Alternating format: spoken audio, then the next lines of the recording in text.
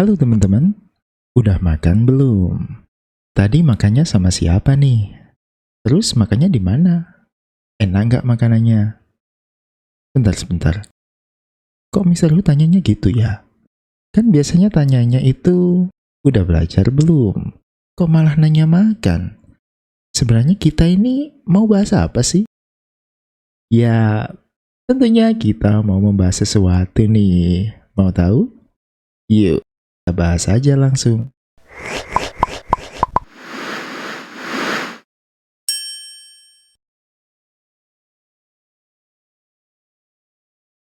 Teman-teman, Mister Hu tadi itu memperagain gimana kita sebagai orang Indonesia itu biasanya dalam bertanya itu gimana.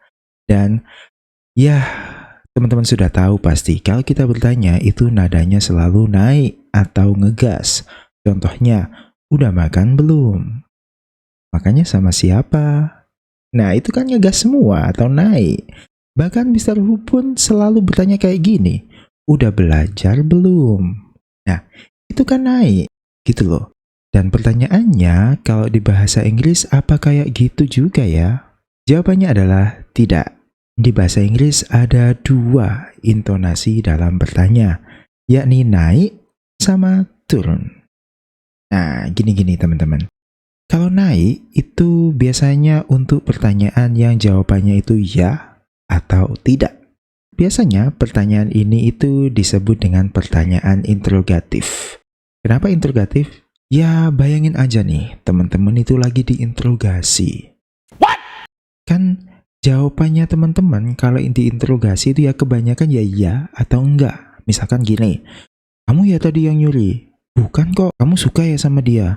Iya, gitu. Kan jawabannya iya atau enggak kalau diinterogasi itu.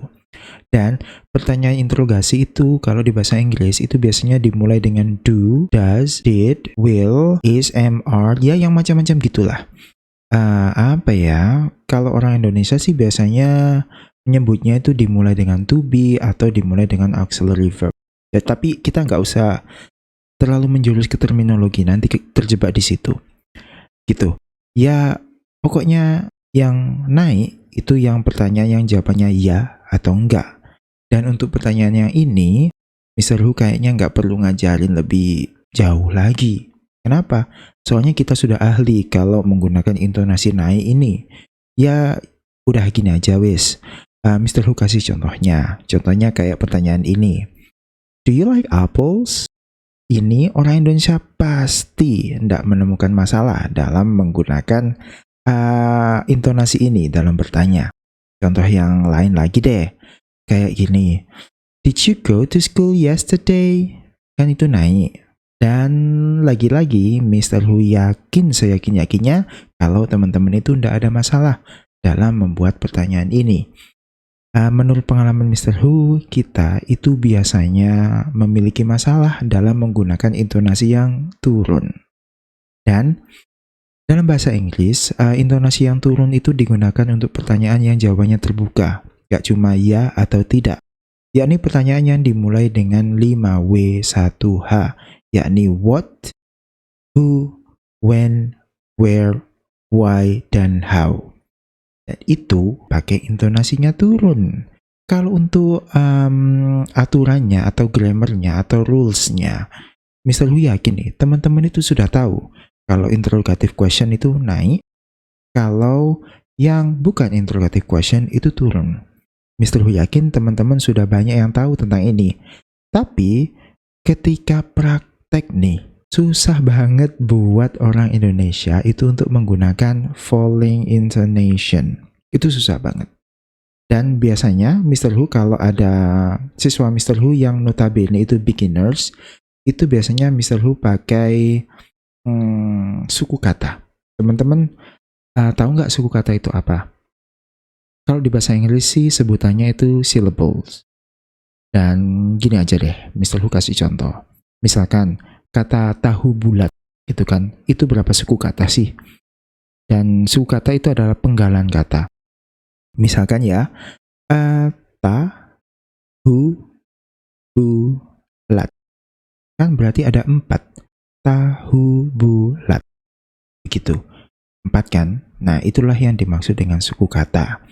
Dan sama dengan di pertanyaan yang jawabannya bukan ya atau tidak ini, biasanya Mr. Hu itu bilang untuk mempermudah mereka yang baru belajar ya, itu untuk memberikan power lebih atau ditekan di dua suku kata terakhir.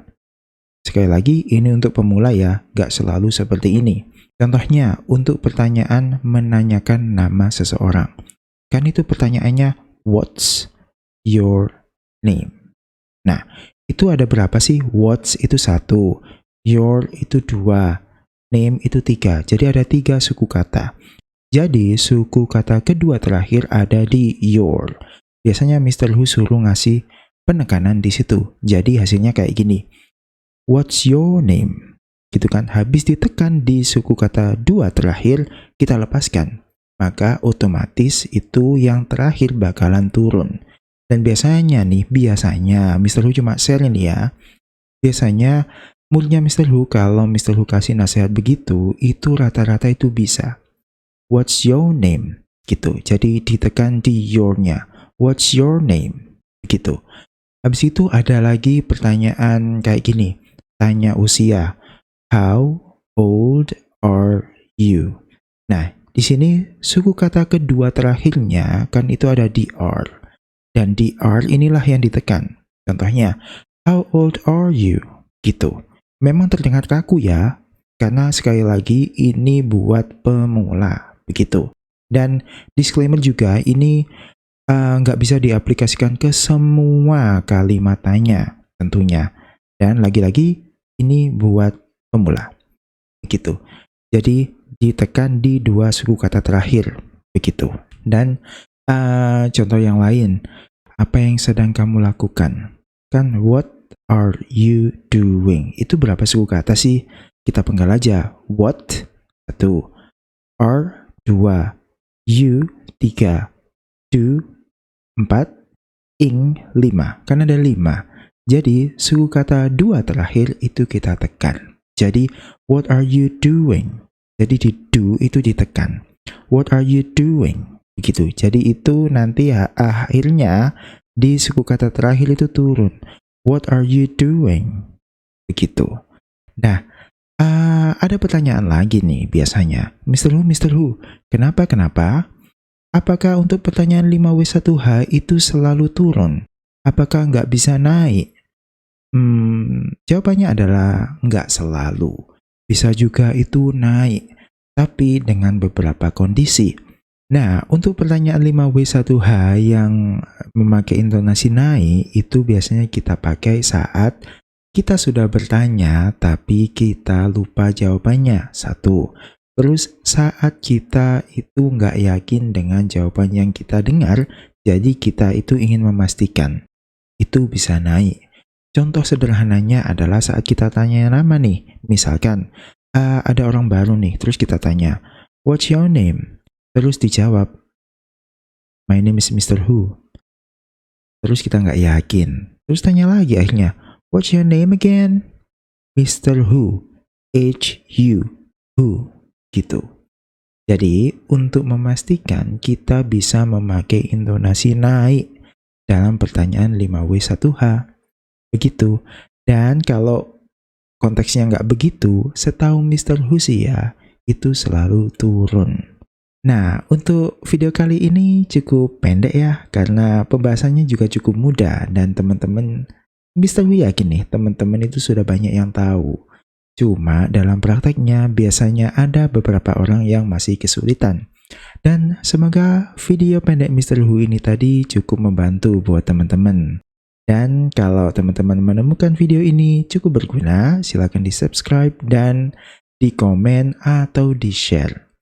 Oke, thank you and see you again. Bye-bye.